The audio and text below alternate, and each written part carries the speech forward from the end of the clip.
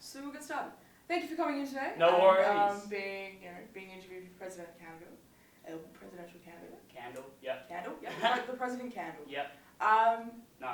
Firstly, I just wanted to Yes. ask, what steps have led you here to running for guild president on launch?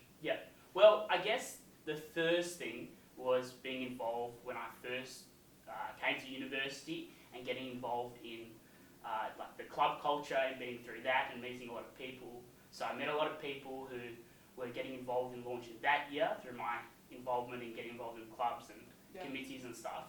And then from that, deciding to run and then getting elected OGC at the end of that year, and then last year running again and getting elected as OGC again has given me a good understanding from the guild side of things about like why I would want to run for guild president and pursue that, and getting to work with all the paid staff in the guild and see their passion and their dedication and what the guild is as an organisation has inspired me from that angle.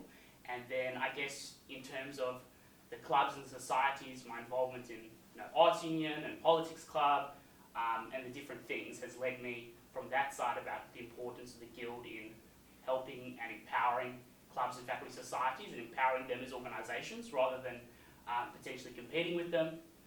So like understanding that, and I guess with my friends, because I've got a lot of friends who feel like rather ambivalent about the guild, and they're sometimes a little bit cynical, or they just don't really understand what the guild is, or like all the good things that the guild does do, and the resources that the guild has that are really awesome but they don't necessarily know about. So I feel like I have a good understanding of their concerns and those things there, and I have this vision of what the guild can be as an organisation, and it can be something so much more and that more people are proud to be a part of. Because I think it's a really awesome organisation, but it's currently not reaching its potential yet. Sure. And that's kind of why I decided to run. Right. I guess like going on that, a lot of the major sort of policies, especially around student engagement in campus life, are already kind of the thing that the guild does. You've got the $10 tab deal, meal deals, major policy, and like council updates do get communicated in a set like infographic-esque kind of blog post. Festivals are held. You mentioned in one of your policies you want to host a beer festival on Oak Lawn, but the guild does run festivals early on in the semester. Unify is currently getting a major upgrade, as we've heard with early in the year with CMX and all that. So what do you plan to, or should you be elected, how do you plan to, I guess, change what is already happening in a sense? Can you say the same question again, like in slightly different words? Sorry, I'm just trying to... No, sure. So basically what I'm asking is like... No. Sorry. So basically what I'm asking is like a lot of the things that you're proposing are already happening. Yes. Like the examples I mentioned before. So should you be elected, how do you plan to make this...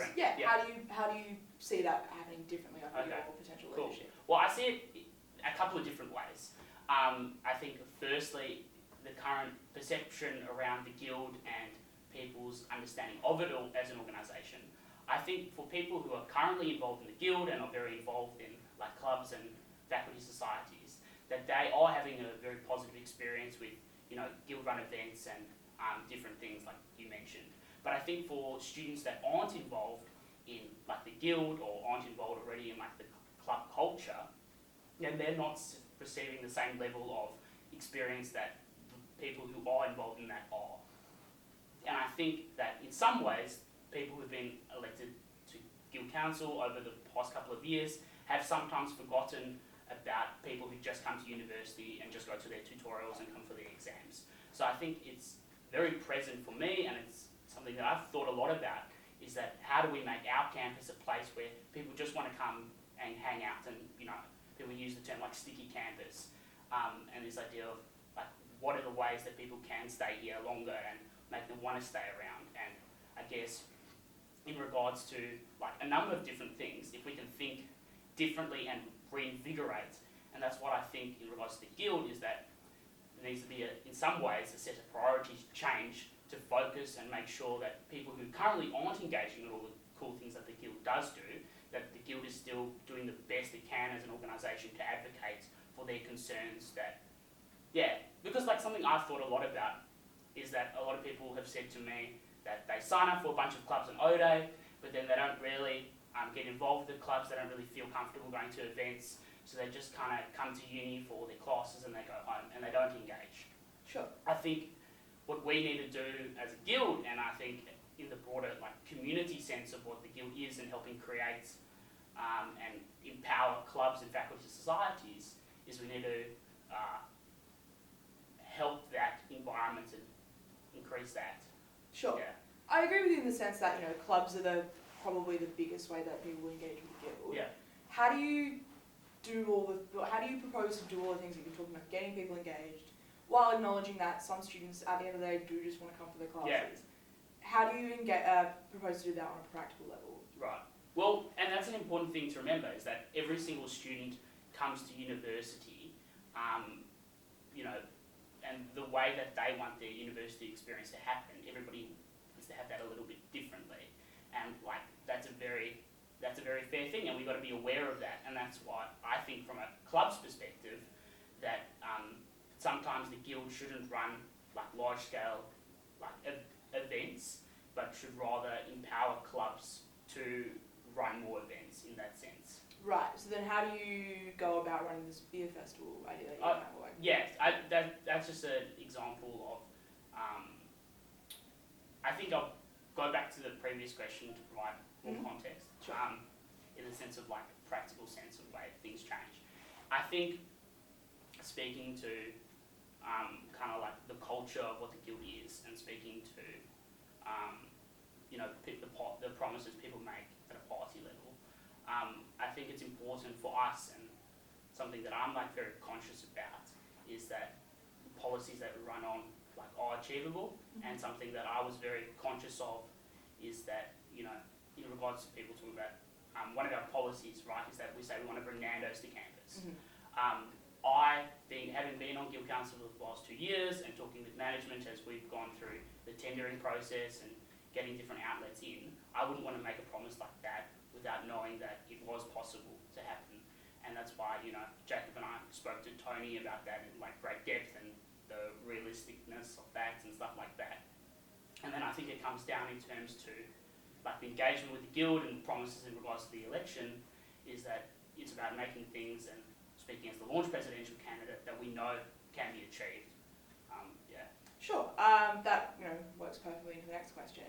I noticed that your Nando's policy to bring Nando's to campus is no longer on your website. Okay. Is there a reason behind that? And going back to this idea that traditionally, famously last year with the $2 middies, Yes.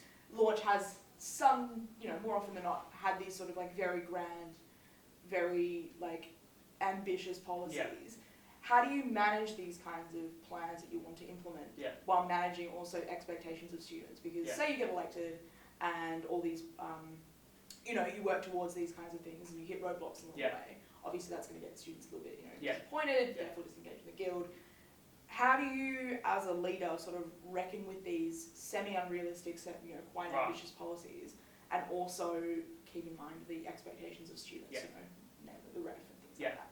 Well, I personally don't know why Nando's isn't on the website anymore. Sure. And if it was, it should be.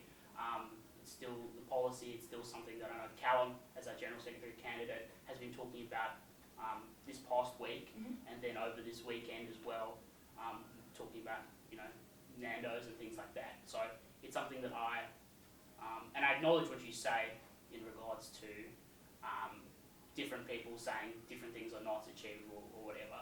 I think that a lot of the time, just because someone thinks, let's say for something, I'll speak more to the Nando's concept. Sure. If I win this election and go forward and wasn't able to work towards and hopefully deliver Nando's, then that would be something that people would be very unhappy about, because it was a very big promise in that sense. Sure. So I feel very confident in the ability for us to work towards bringing in a chicken shop like Nando's, because I and Jacob, as the people leading launch this year, wanted to make sure that the policies that we do bring to the election are possible and are feasible and are realistic. And I wouldn't want to run on bringing Nando's to campus if I know it's something that I couldn't do next year. And that's why, before we made the decision to make that our policy, that we consulted with relevant people in guild management about its feasibility. Sure. Yeah. I guess going on from that again, if there was one policy or plan that you did want to achieve by the end of the year should you be elected, what would that be and how would you practically deliver that? In what area? Whatever. If there was one policy that you were like, should I be elected, this is what I'm going to, like this is the light at the end of the tunnel, this is what I want to achieve. What would that be? Well, I would say I'll bring it into like a broader policy area, if that's okay. I think something that I think is a huge concern for me, and something we've been talking about a lot this year, is your future, and in talking about the ways that the Guild can kickstart people's progression towards their dream career post-university. And I think the Guild has an important role to play in working with the university and helping people develop skills for their future. So something that I, like, if one policy area would be helping students prepare for their life post-graduation in the future workforce. I think, speaking for myself as an art student, and that meme about art students not being able to get jobs, but I feel this concern and this uncertainty people face for future job market in their life post-university. I think more can be done there, and something that I've thought a lot about is, like, according to the Foundation for Young Australians, 70% of Australians currently in university or in TAFE are being trained for jobs that will be radically changed by automation and technological change. So something that I'm very concerned about is how can we as a university make sure that the skills that we're learning, hard and soft skills, can move forward into the future, because I can't remember the exact stat, but the amount of jobs and people moving from industry to industry in their life workplace after university is far greater, that change, than what it used to be. People used to stay in the same job for a long number of years, and there's more flexibility there. So I think some of the things that I'd like to do in order to help students kickstart their dream career is, develop a guideline for unit coordinators to help with hard and soft skills, and to get students ready for futuristic skills and things that can be applied in lots of different industries, things like coding and emotional intelligence, and think about ways that we, in tutors and things, can do better with public speaking. And this is the concept of, people hate group projects, but then when people go and talk to an employer, whether it be public sector, private sector, whether it be a not-for-profit, they want someone who's a team player and can work well in a team setting. Right. So yeah, I would say one of the things that I'm very passionate about delivering next year is the Guild helping people prepare for and kickstart their dream career. Sure.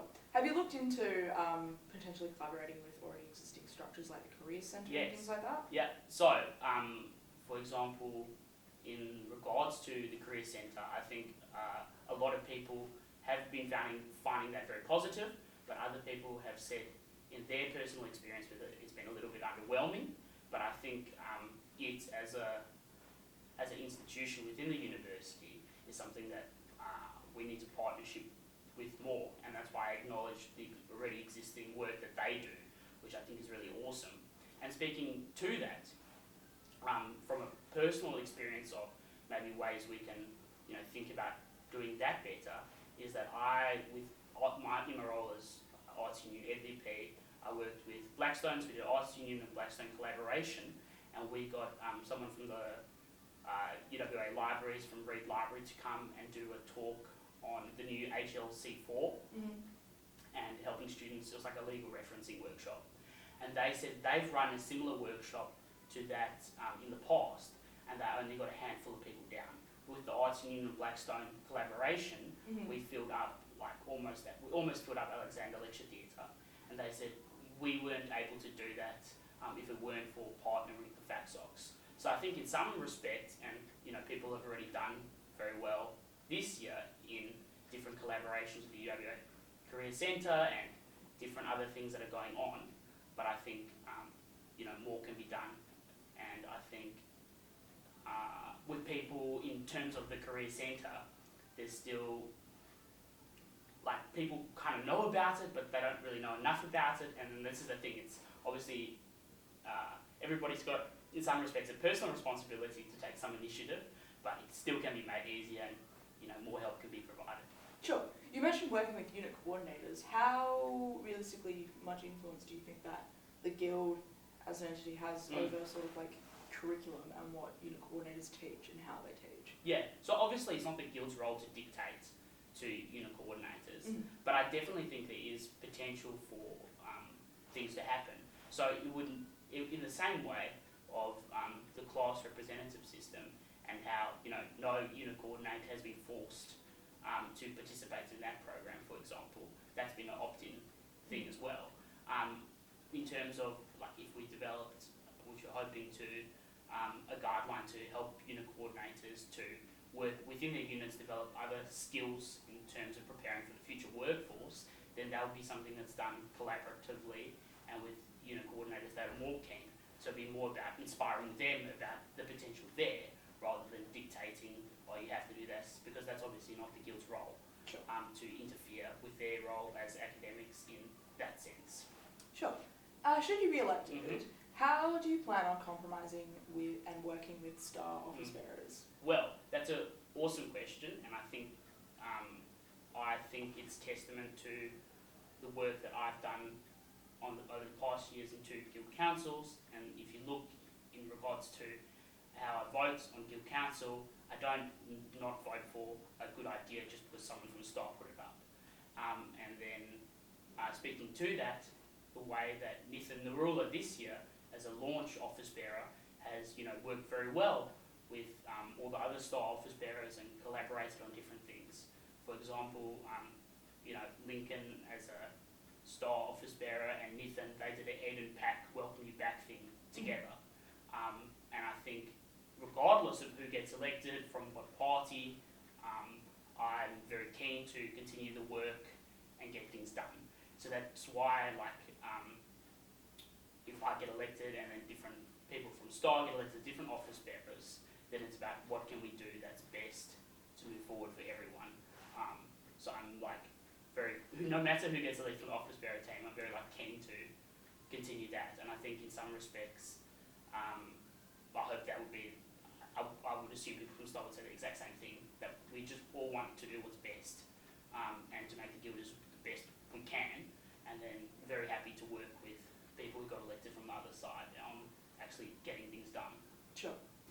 I just want to clarify sort of something that's come up a lot in a lot of social media stuff, perhaps your advertising on your profile, your about me sort of stuff.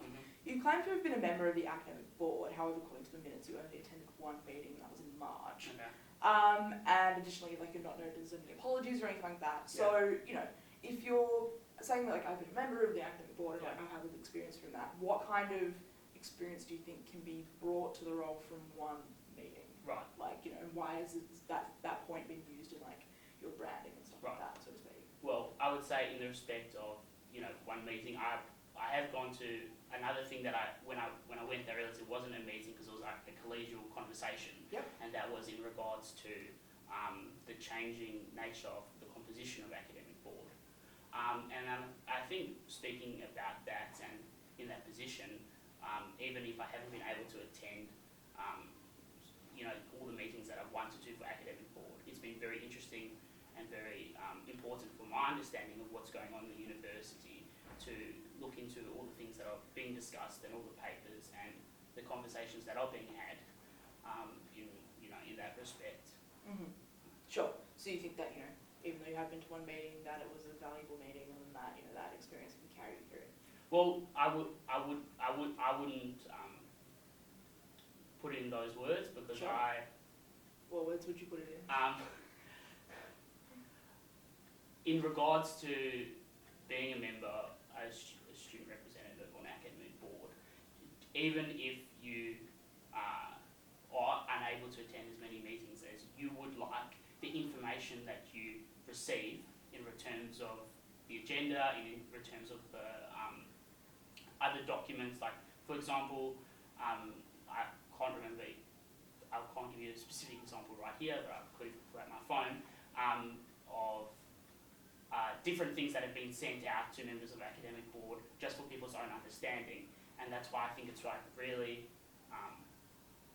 it was really interesting in regards to the conversation that they had at the last collegiate conversation about academic board, about level 5E professors automatically being a member of academic board, but then the discussion was there, should that continue to happen because the majority of level 5E professors, can't come to every meeting. And there was a whole discussion about people having like the composition of it as a board, and the fact that there's like a couple of hundred people who are actually on the board, but they rarely get more than 100 people to a meeting. So yeah, it's just in terms of my experience on it, and even though I haven't attended and gone to as many meetings as like I would have loved to, the information that I've gained, even just by the pure correspondence, has been like very beneficial for improving my understanding of how the university works. Sure. 4 out of 5 of your NUS delegates this year have very clear and public ties to the Liberal Party. How can you guarantee an independent ticket when you're putting forward candidates who, should they be elected to the NUS and support our guild and your presidency, when these ties are very well established? Right. Well, I think, and speaking to our positions and the way that I behave as a person on guild council, that I want the guild to be as separate from state politics, national politics, and I think it's very clear to see people's perceptions of me in regards to that. In regards to NUS, there's no, from a launch perspective, people aren't forced or dictated to sit however they like. It's up to each individual to make that own determination. And I think speaking about launch as a party and like relating to your question, there's people involved in launch who are from Labor, from Liberal, who are centrists, who don't really care about politics at all outside of the guild. There's people who are swing voters, there's people who are members of the West Australian Party, there's people who are members of the Greens involved in launch. And that's why, as a party and what we're standing for, that it's very separate from like national and state politics, and we're just concerned about student issues on campus, and that's why I think we have such a wide-ranging perspectives of political opinions involved in launch. Sure, but it's still a pretty significant number.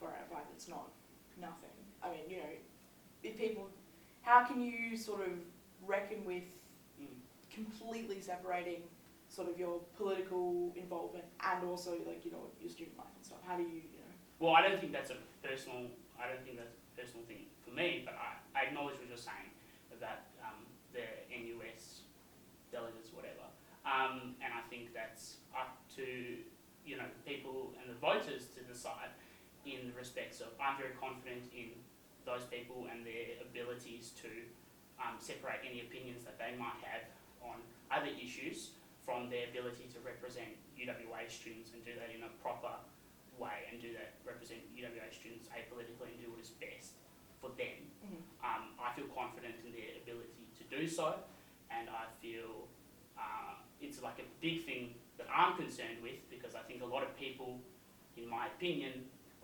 something that they think about the guild is they see the guild as like sometimes being a bit divisive because of the political nature of it in regards to guild politics, and the guild sometimes taking stances on other national political things or international politics that maybe they shouldn't. And I think by focusing more on their concerns for UWA students and the things that we can do for our university and the people that go here, then that's a good way forward. Sure. I mean, some students do care a lot about politics. Yeah. They care about what, their university and the campus they go to. Yeah, absolutely. Like, what students at large say about these national issues. Mm-hmm. How do you, if you want to, as president, make sure everyone's student experience is, like, representative of what they want, Yeah. how do you, like, propose to reconcile that with your beliefs that it should be wholly independent? Right. Do you mean wholly independent from? Yeah, like, Yeah. You're running on basically on a platform of like, we're not about political, we're about students, we're about, Yeah. student life and stuff. Yeah. But, reality is some students do really care about politics Yeah. and care about what their university has to say about these kinds of things Yeah. and what their representative body, Yeah. because Guild, representative of the Yeah. students care about politics, Yes. students care about national issues. Yes. How do you sort of reconcile with that? Right. Well, I think it comes down to, and I'll give a good example, in my opinion, of this, is that I think in regards to people's political involvement here at university, that an awesome way people do that is being, and like in terms of them lobbying different political issues and helping in like different political campaigns, that the Guild can support political clubs on campus and empower them. So from, even something that isn't like tied to a political party, but something that, has a lot of impact on political issues like Amnesty International, that as a UWA club, that obviously runs activism sessions and different things about letter writing to MPs, about convincing MPs to, change their stance on how they think, Australia's treatment of refugees and different things about that. Yeah. And I think by, in regards to PAC and empowering those kind of social impact and those kind of like political clubs, and people like getting involved in things like that, I think in some ways that would be potentially more beneficial necessarily for the Guild to like empower organisations like Amnesty International and Oxfam UWA and UWA-based clubs that are based around political issues and helping and like pursuing different political campaigns and causes. It'd be better to empower those clubs to take action rather than the Guild necessarily making broad statements about things like that. Sure. What do you want to change about the way council functions should you be elected, or just in general? In general? Yeah, I mean, what do you want to change about how council functions? Obviously, if you get elected, it's probably a bit easier to do so. But yeah. If you could change something about council, what would it be and how it operates? Okay, no, that's a very interesting question. I think something that I've been like very aware of, and something that's been something that I've been thinking about recently is the ideas and concepts behind people supporting things just because it's being proposed by someone who wasn't from the same party in that sense. So I think something that could be potentially more beneficial and something that could work well in the future is that if people from Launch and Star and if any other parties get elected, that can work more collaboratively on different things, so that the proposer can be someone from Launch and the seconder can be from someone from Star, and that we can show that there's bipartisanship on an issue. Because I think, in my opinion, that there's been some instances of two people from Launch proposing and seconding a motion, and that that the idea is actually liked maybe by people in Star, but because of the political potential ramifications, that they decide that it's better not to support that. Sure. So obviously, I want to be very practical in that sense, and that's why maybe if there's just one from each, then that will make people from Star feel more comfortable about supporting motions that are proposed by people from Launch. So I guess Guild Council as a whole working more. Why do you want to be a Guild president? I want to be Guild president because I know the Guild is currently not reaching its potential as an organisation, and that I believe by electing a team, and that's why my office bearer team and all of our candidates running for Guild at this election, we've got a very exciting and bold vision of what the Guild can become as an organisation. And talking to my friends and other people on campus that are currently feeling a bit ambivalent or a bit cynical or a bit uninspired by the Guild and not really being excited by what it's doing as an organisation, I believe that the Guild can be something that every student is very proud to be a part of, and it can be something that people feel is tangibly improving their lives in an everyday sense.